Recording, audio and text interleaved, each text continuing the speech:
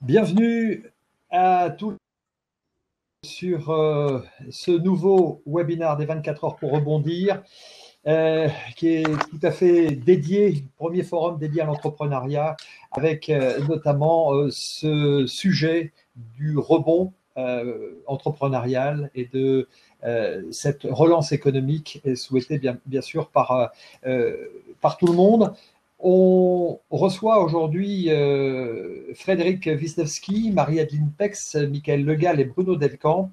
Je vais les présenter dans quelques instants sur cette thématique du PGE. Alors tout le monde, depuis plusieurs semaines, a entendu parler de ce prêt garanti par l'État. On rappelle que l'État a décidé d'aider les entreprises à surmonter cette crise, leur octroyant entre autres aides, des prêts garantis par l'État lui-même via le réseau bancaire national. Et ces prêts sont garantis à 90% par l'État, 10% par l'établissement bancaire. Ces prêts peuvent atteindre jusqu'à 25% du chiffre d'affaires de l'entreprise. On ne rembourse rien pendant un an et au bout d'un an, on en rembourse tout ou partie et on convertit le montant restant en prêt amortissable sur une année à 5 années supplémentaires au choix. Voilà un peu décrit le principe général que vous connaissez pour la plupart d'entre vous.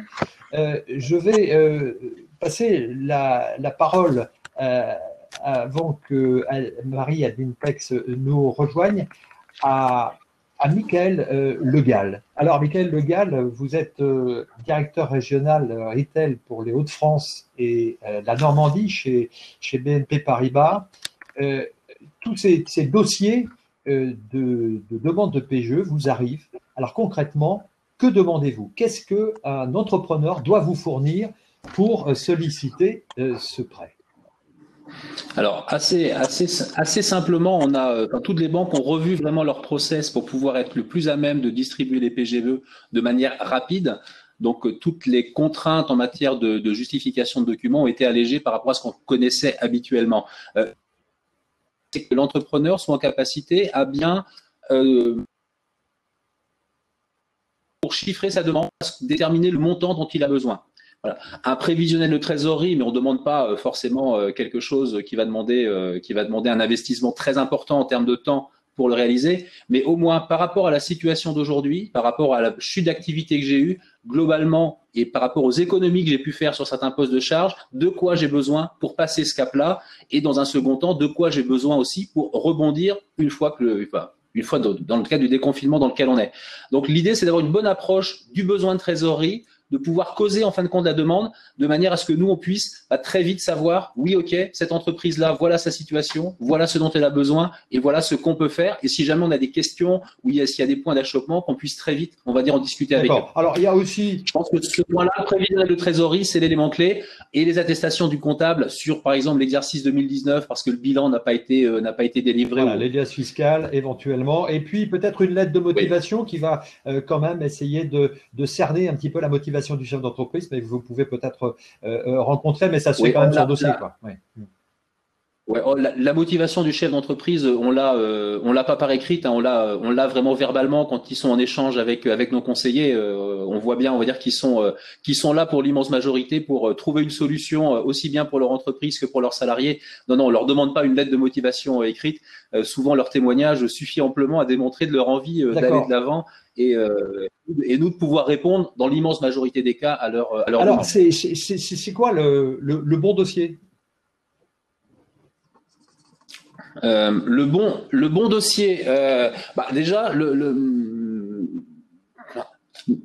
bon dossier, c'est celui qui est sur lequel on a une bonne vision de la situation d'entreprise.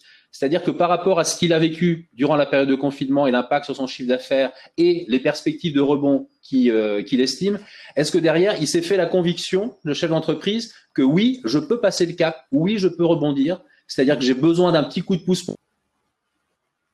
pour démarrer, mais mon modèle…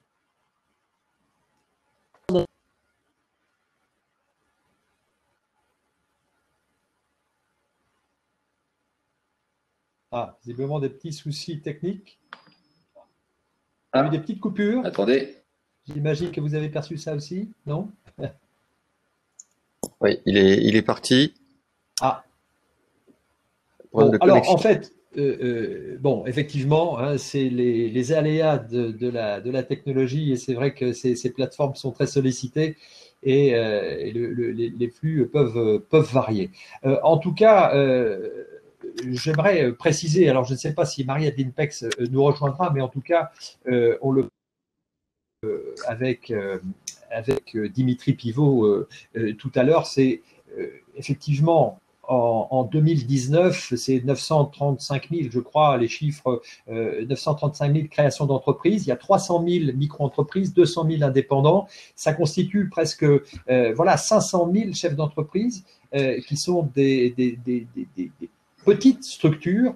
Alors, comment ça se passe pour ces structures? Est-ce qu'ils peuvent en bénéficier? Michael Le Gall, puisque vous nous avez rejoint, est-ce que ces petites structures peuvent bénéficier de ce PGE?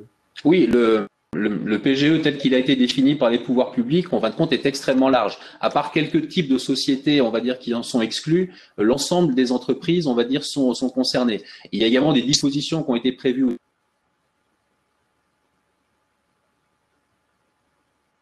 d'affaires de 2019 hein, pour déterminer le montant du PGE. Et pour des entreprises créées récemment, la garantie peut s'appliquer. Et c'est là où on a besoin justement de ce dialogue et de ces échanges aussi parfois avec les experts comptables.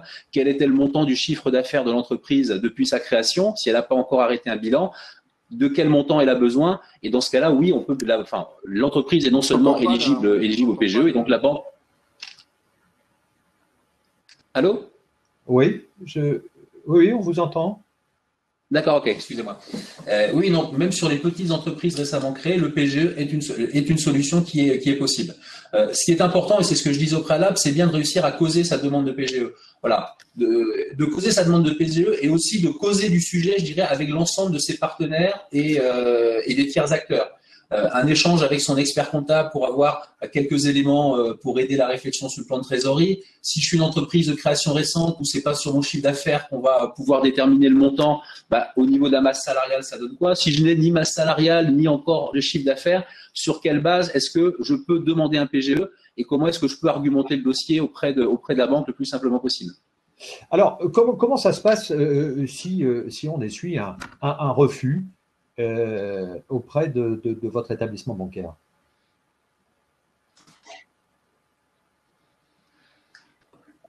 Je pense que oui, alors, on ne vous entend pas. Excusez-moi, Michael. Sur les PGE qui... Excusez-moi, Michael, je vais couper votre webcam pour que le son. On va couper la webcam pour ne garder que le son, pour être certain de bien vous entendre. Okay. Allez-y. Donc, si quelqu'un a présenté un PGE, qu'il a essuyé un refus, est-ce qu'il peut revenir vous voir à un autre moment? Alors, il peut non seulement revenir nous voir, il peut aussi actionner, on va dire, notamment la médiation du crédit, qui est aussi un corollaire important à ce dispositif. Le PGE, c'est vraiment quelque chose d'essentiel dans le cadre de la crise qu'on vit aujourd'hui. C'est un outil qui est essentiel pour les banques, hein, parce que aucune banque ne peut gagner dans une économie qui perd. Et le système du PGE, c'est un moyen extrêmement puissant d'aider les entreprises. Il y en a un autre qui est aussi important, qui existe depuis 2008-2009 et qui est réactivé, c'est celui de la médiation du crédit. Moi, ce que je conseille à un chef d'entreprise, alors on a 2-3% de PGE qui sont refusés, c'est déjà de ne pas hésiter, on va dire, à retourner au contact de son banquier et au-delà du nom, d'essayer de lui poser la question du comment. Comment est-ce que, si la solution PGE telle que je vous proposais pour ce montant-là n'est pas possible, est-ce qu'il peut y avoir des solutions alternatives? On peut trouver, on va dire, des possibilités d'action. On peut parfois partir sur des montants plus limités, quitte à faire une deuxième passe dans quelques mois, parce que le PGE est ouvert jusqu'à la fin de l'année. Donc, il ne faut pas hésiter, on va dire, à chercher le dialogue auprès de son conseiller, auprès du directeur de son agence. Et si vraiment il y avait un jour un blocage ou un autre, où l'entreprise n'a pas de solution et la banque n'arrive pas à lui en trouver, c'est surtout de ne pas hésiter à recourir à la médiation du crédit. Certains chefs d'entreprise sont encore hésitants sur le sujet parce qu'ils se disent si je vais voir la médiation du crédit, est-ce que ma banque quelque part va pas considérer que c'est une démarche embêtante de ma part? Je vous réponds clairement non. La médiation du crédit a toute sa place dans le dispositif et ça permet de solutionner, on va dire, beaucoup de dossiers soit revenir sur notre position, soit trouver des solutions alternatives intéressantes. On passera ensuite la parole à Frédéric Wisniewski. J'aimerais accueillir Marie-Adeline Pex de BPI France. Bonjour madame, merci d'être là avec nous aujourd'hui. Vous représentez donc cette banque publique d'investissement qui a lancé un dispositif assez impressionnant d'aide aux entreprises. Est-ce que vous pouvez nous donner quelques chiffres très rapidement pour nous présenter un petit peu ce dispositif mis en place dans notre pays? Alors déjà, je vous prie d'excuser ceux qui lisent les chats de droite et qui voient de magnifiques fautes d'orthographe absolument horribles. J'étais du mauvais côté de la barrière et en plus, je fais des fautes d'orthographe à peu près grosses comme moi. Donc une fois que j'ai dit ça, oui, effectivement, BPI France, aux côtés de ses partenaires bancaires, c'est beaucoup mobilisé dans cette période de crise. On a notamment via le PGE et avec les banques accompagner énormément d'entrepreneurs. Alors, je vais peut-être revenir sur quelques chiffres du PGE parce que je pense que c'est utile de constater en fait que ce dispositif qui est déployé par BPI France, mis en place à la demande des pouvoirs publics et en lien avec les partenaires bancaires, aujourd'hui, il a permis d'accompagner 424 000 entreprises. Donc, c'est un dispositif absolument massif. On a garanti 72 milliards de crédits accordés par les banques. On a 145 banques, plus de 17 000 agences bancaires qui se sont toutes mobilisées. Alors, quand vous dites, je vous coupe, Madame Adeline Pex, mais 400, plus de 400, c'est ça, 450 000 424 244 ce matin. D'accord. Mais combien en ont fait la demande?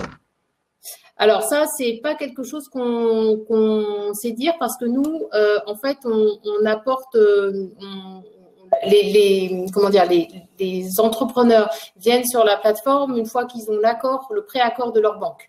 Donc, on ne voit pas, en tout cas pas sur le dispositif PGE, on ne voit pas les refusés du PGE en tant que tel. Donc, je ne sais pas vous dire aujourd'hui, et je pense que personne en fait n'a cette donnée. Il faudrait agréger l'ensemble des données et par ailleurs. Oui, c'est ça. On pourra peut-être le voir avec la médiation du crédit ou avec Michael Legal qui pourra nous préciser des choses.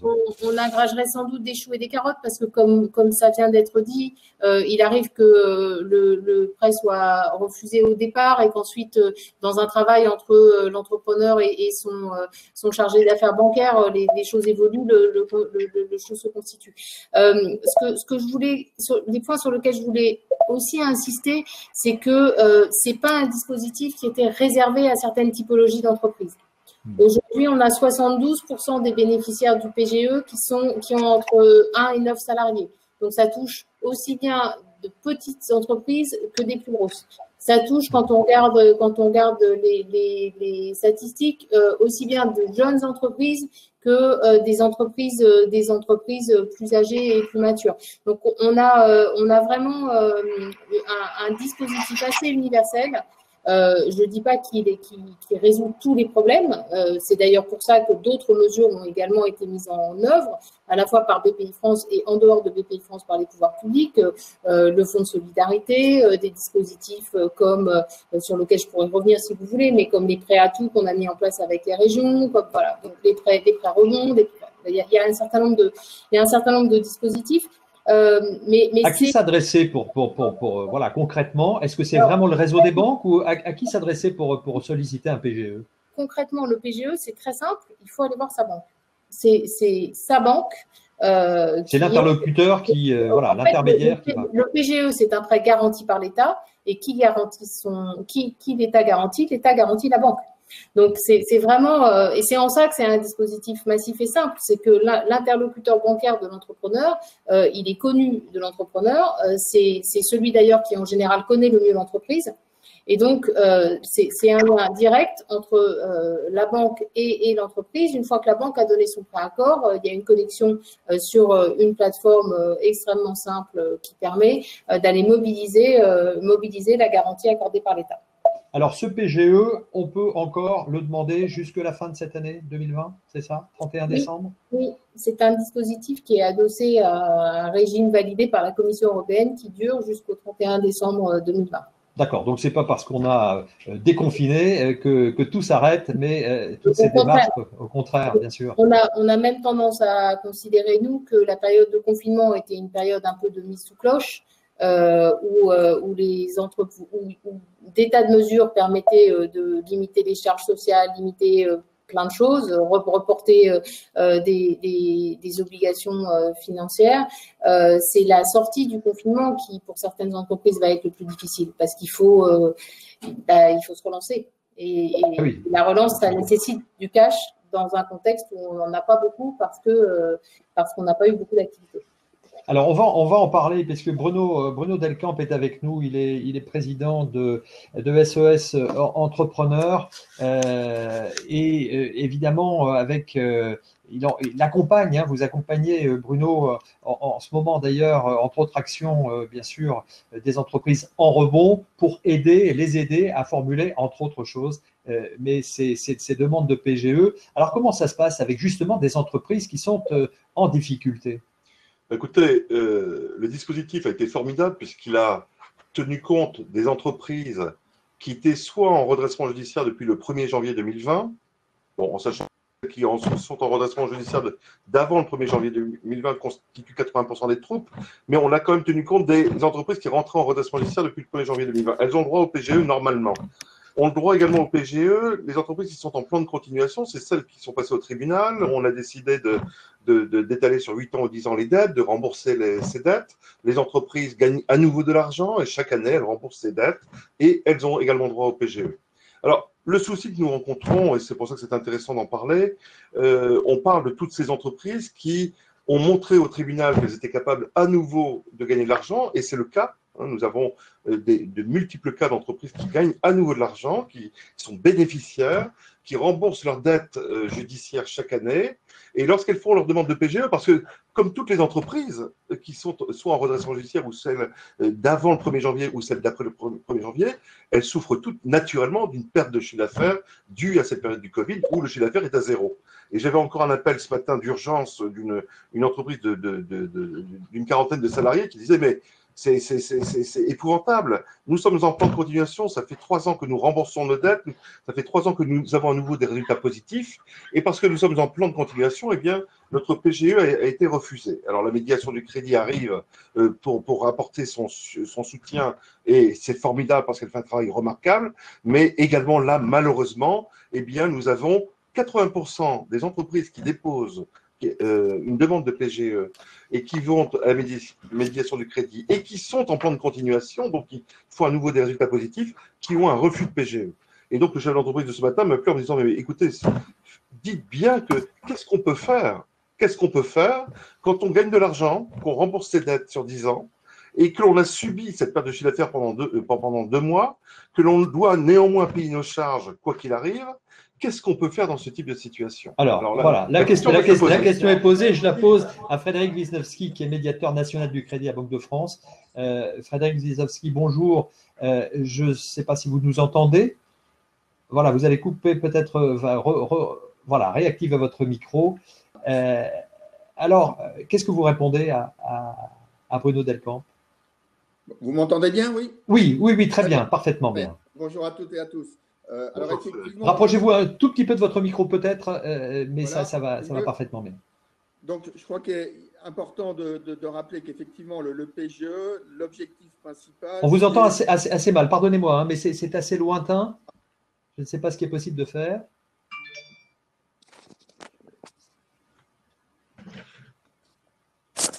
Allez-y.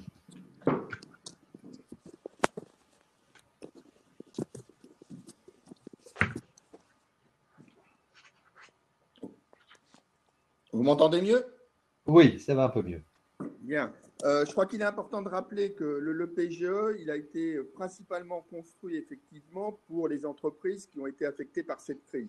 Alors, ça soulève le problème des entreprises qui étaient en difficulté avant. Donc, il y a eu des évolutions dans le texte pour limiter l'exclusion du PGE pour les seules entreprises qui étaient en procédure collective au 31 décembre de 2019, donc sans plan de continuation approuvé. Donc effectivement, un certain nombre d'entreprises, soit en capitaux propres négatifs, soit en plan de continuation, se présentent, font des demandes de PGE, et un certain nombre d'entre elles ont des refus, et c'est d'ailleurs très largement à 90% la typologie des dossiers que l'on voit arriver dans les dossiers de médiation.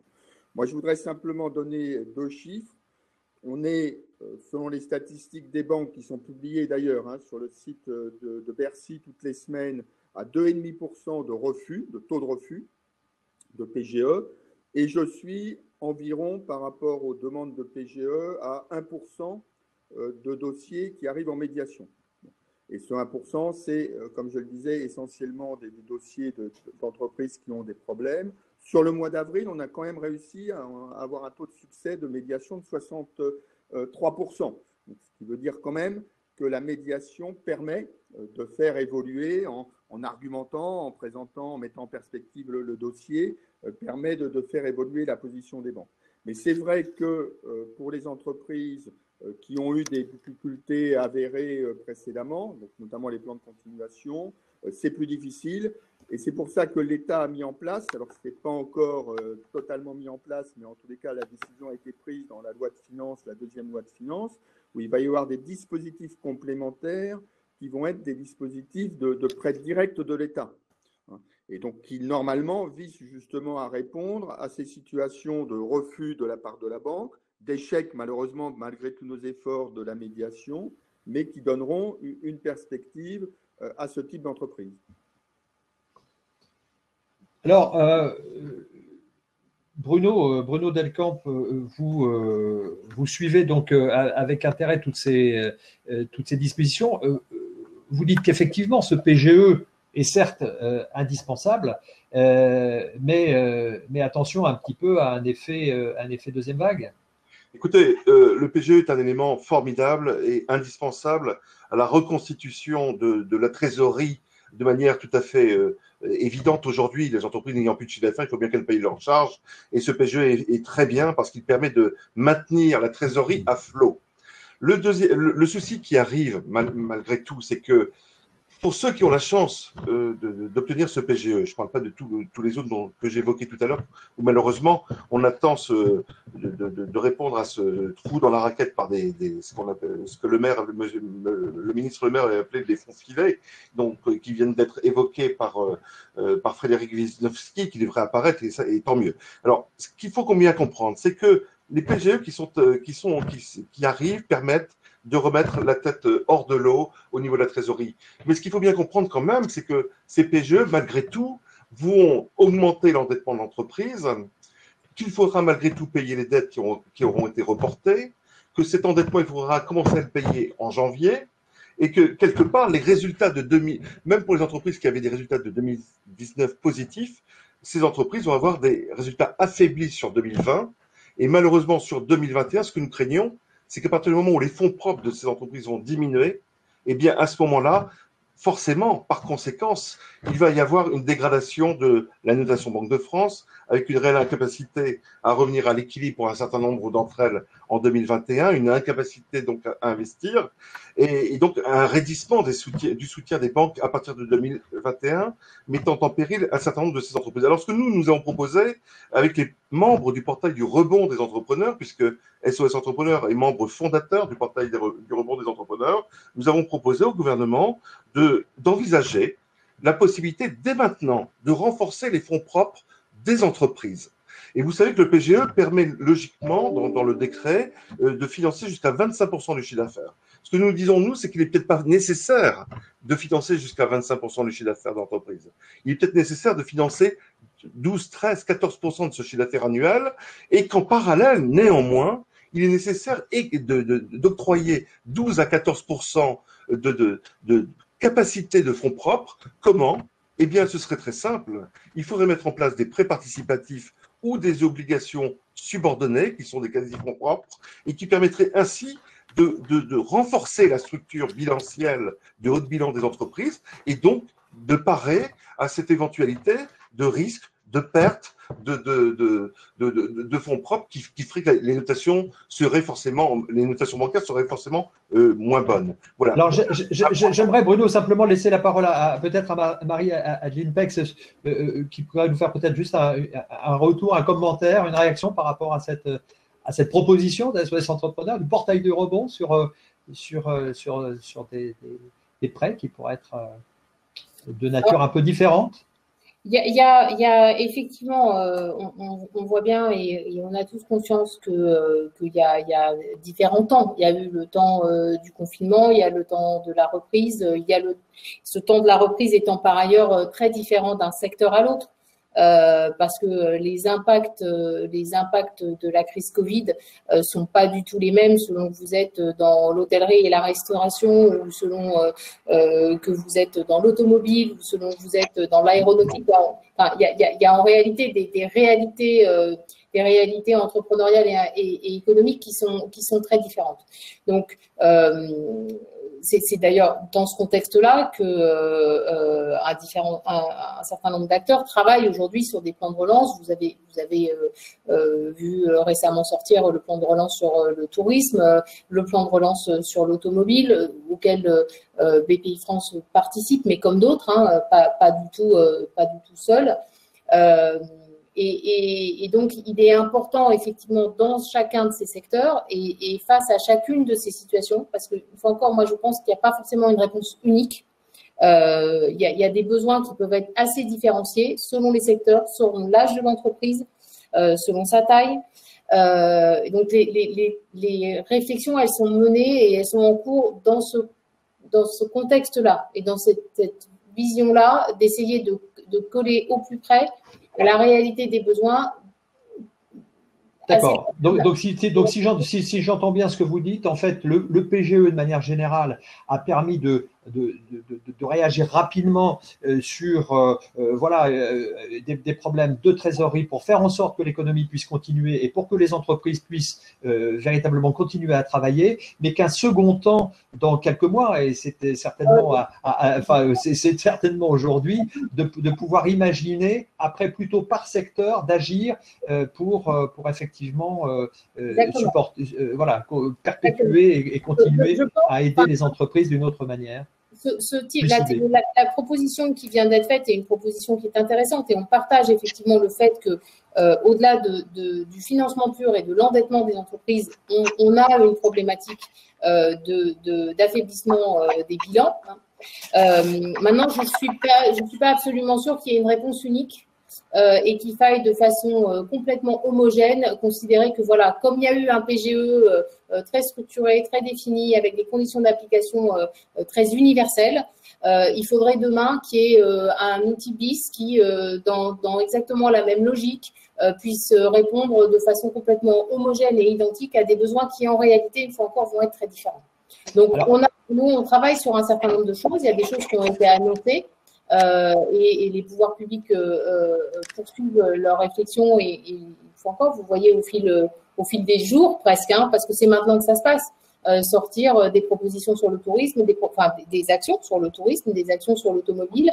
Ça va se poursuivre avec l'aéronautique. Mais pour les petites entreprises, on va y penser à ces petites structures qui représentent une grosse partie des entreprises. France. Bien sûr, mais là encore, elles ne sont pas homogènes non plus. C'est entre une petite entreprise qui vient de se créer ou qui a moins de 5 ans et une petite entreprise qui est sur telle typologie de marché ou telle autre, on n'a pas forcément les mêmes besoins. On vous a entendu. Alors, j'aimerais, William, si tu nous entends, de pouvoir aller voir quelques questions. Oui. Il nous entend, oui. Alors, beaucoup de questions sur… je connais la réponse, mais on va quand même le dire. Comment faire quand on a démarré une activité là, dernièrement, ou alors quand on n'a pas fait de chiffre d'affaires ou très peu en 2019, est-ce qu'on a droit au PGE ? Voilà, donc on parle vraiment des petites structures. Je vais laisser la parole à Frédéric Wisniewski. Peut-être que la banque a, enfin, là je parle sous couvert bien sûr de Michael Le Gall, mais voilà, analyser un dossier, c'est difficile. On essuie un refus, on sollicite la médiation du crédit. Comment vous appréciez éventuellement un dossier comme celui-là, s'il vous arrive Oui, enfin, je crois, important de rappeler que le PGE, il s'adresse à toutes les entreprises. Hein. Là, c'est clair. Voilà, c'est bien de le préciser, ça. Il n'y Voilà. a pas d'ambiguïté, à part les entreprises en procédure collective au 31 décembre. Moi, peut-être avant de répondre à la question, je voudrais peut-être revenir 3 secondes sur le point précédent. Je crois qu'il est évident que toutes les entreprises vont sortir affaiblies de cette crise. Moins de résultats, plus d'endettement. Donc, il y a une vraie question de capitaux propres. C'est la raison pour laquelle les produits que je mentionnais, qui sont prévus dans la loi de finances, des avances remboursables et des prêts participatifs, sont des quasi-fonds propres. Donc, il s'agit effectivement d'ores et déjà de renforcer la structure financière d'entreprises qui auront eu un refus de PGE, pour lesquelles il y aura eu un échec de médiation et donc qui auront accès à ces produits. Et donc ensuite, troisième point, il y a effectivement besoin d'une réflexion sectorielle, sélective, de renforcement de la structure financière des entreprises qui, comme je le disais, auront été affaiblies, et particulièrement des TPE. Il faut voir que 90% en nombre des PGE sont accordés à des TPE. C'est 40 milliards aujourd'hui de crédits supplémentaires dans les TPE, qui sont donc fragilisés et qui vont avoir une question de remboursement ou de choix d'option au bout d'un an. Alors après, pour répondre à la question sur les entreprises qui ont peu de chiffre d'affaires, il y a la possibilité de se référer également au montant des salaires. Hein. Donc, c'est pas le chiffre d'affaires n'est pas que le seul critère. Après, c'est vrai qu'il y a des limites, hein, puisque l'idée, c'est le PGE, c'est un apport de trésorerie par rapport à une trésorerie qui a manqué pendant cette crise. Bon. Donc, c'est vrai que ça ne répond pas forcément à une entreprise qui n'avait pas encore d'activité. C'est la raison pour laquelle aussi, il est important de rappeler qu'il y a les autres éléments. Il y a le fonds de solidarité avec les 2 niveaux, hein, notamment le 2e niveau qui est alimenté par les régions. Il y a les abandons de charges, il y a la question des loyers. Donc, il faut bien voir que le PGE n'est pas la seule réponse. Bien sûr. Et n'est pas nécessairement la réponse adaptée à toutes les entreprises non plus. Bien sûr, merci beaucoup pour cette réponse. William, encore une petite question. Oui, la question, c'était beaucoup de questions, surtout pour les entreprises qui se sont créées, par exemple, au mois de janvier ou au mois de février, là, cette année. Forcément, elles n'ont pas droit au PGE. Oui, donc ça vous nous le confirmez, vous venez de le dire, hein, Frédéric ou... Oui, Bruno? On parle des entreprises qui n'ont pas fait de chiffre d'affaires. Effectivement, c'est difficile d'imaginer que l'État puisse subvenir à des entreprises qui n'ont jamais réalisé de chiffre d'affaires. C'est malheureux, mais c'est un peu la vie économique. J'aimerais quand même apporter un petit mot parce qu'on pense à toutes ces entreprises qui ne vont pas réussir à obtenir des financements type PGE. Et elles sont nombreuses. C'est quand même par milliers. Il ne faut pas oublier qu'il y a eu un effort considérable de fait au niveau de l'ordonnance du 20 mai 2020 qui permet à toutes ces entreprises qui ne parviendront pas à obtenir ce financement d'engager une procédure de sauvegarde accélérée. Alors, procédure de sauvegarde accélérée, ça peut faire peur, mais une procédure de sauvegarde accélérée, ça permet de mettre en place sur 1 mois, voire 2 mois, un moratoire global avec les banques, avec ses fournisseurs, pour permettre justement de survivre. Et ça, il faudrait qu'au niveau du grand public, ça se sache. Toutes ces petites entreprises qui n'auront pas accès, et elles sont nombreuses, à ces crédits, à ces aides, eh bien, il faut vraiment penser à cette notion de sauvegarde accélérée, dont les seuils, parce que le portail du rebond avait demandé à ce que la sauvegarde accélérée soit ouverte à toutes les entreprises, quelle que soit leur taille. Eh bien, il faut savoir que dans le décret du 20 mai 2020, donc de la semaine dernière, c'est extrêmement récent, toutes les entreprises ont le droit d'accéder à cette sauvegarde accélérée. Et ça, c'est une chance inouïe pour tous ceux qui sont désespérés. Car vraiment, on peut s'en sortir et relancer l'entreprise en donnant de l'oxygène. Et l'oxygène, c'est le temps. C'est le temps où on gèle les dettes pendant un certain temps. Et puis, on va permettre à toutes ces petites entreprises qui aujourd'hui n'ont pas d'autres moyens parce qu'elles vont avoir malheureusement des refus. Et j'espère que les mesures annoncées par M. Wisniewski que nous attendons avec impatience, parce que ce sont des mesures qui ont été annoncées vers la fin du mois de… on en parle depuis le 15 avril, donc ça commence à être un petit peu long. Elles vont arriver dans cette deuxième loi, tant mieux, mais je pense qu'elles ne seront pas suffisantes. Donc, n'oublions pas ce qui a été fait dans ce décret du 20 mai 2020 au niveau de la procédure de sauvegarde accélérée, qui est désormais ouverte à toutes les entreprises sans effet de seuil. C'est un point très important. Merci beaucoup Bruno pour cette précision importante. Un commentaire, Monsieur Wisniewski? Non, enfin, je partage.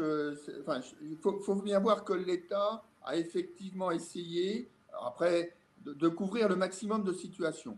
Alors, c'est vrai, c'est toujours le problème. Il y a toujours des cas qui, malheureusement, ne sont pas solubles. Mais je crois qu'il y a tout un dispositif de l'État, des régions, des départements, avec ce PGE, avec ce fonds de solidarité, avec, comme ça a été dit, des procédures collectives, enfin de sauvegarde qui ont été accélérées avec ça. Enfin, il y a un ensemble de dispositifs qui permettent d'apporter au maximum des réponses. Et moi, je veux quand même redire et citer ces chiffres. Certes, c'est 2,5%. Certes, c'est 13-14 000 entreprises. C'est certainement trop. Grâce à la médiation, je pense qu'on arrivera à traiter un certain nombre de problèmes. Grâce au dispositif de la deuxième loi de finances, on traitera une autre partie du problème. Bon. Après, ce qui va être important maintenant, c'est effectivement de gérer, d'accompagner cette reprise. C'est aussi pour ça qu'il n'était pas nécessaire que toutes les entreprises se précipitent sur le PGE et demandent automatiquement 3 mois, parce qu'il va falloir financer cette reprise. Je pense qu'on va arriver, on voit qu'on a un tassement, on est à peu près à 105, 106 milliards de demandes. Donc une demande qui progressait de 2-3 milliards par jour, on est maintenant plutôt à 1 milliard. Donc on va arriver vers 110-120 milliards vraisemblablement, ce qui laisse du PGE disponible. Et donc ça, je crois que c'est important pour accompagner la phase de reprise et traiter les difficultés qui malheureusement vont surgir vers le mois d'août et vers septembre. Certainement. Une dernière question peut-être, William, puisque je vois qu'on dépasse largement la durée de ce webinaire. Oui, malheureusement, parce que le sujet est passionnant. Que l'on confirme des fausses informations, et on pose la question de quelle manière les banques arrivent-elles à dégager autant de fonds destinés aux prêts PGE? Ah, Marie-Adeline Pex, comment les banques, ou Michael Le Gall, s'il est encore avec nous? Oui, non, une des chances du secteur bancaire français.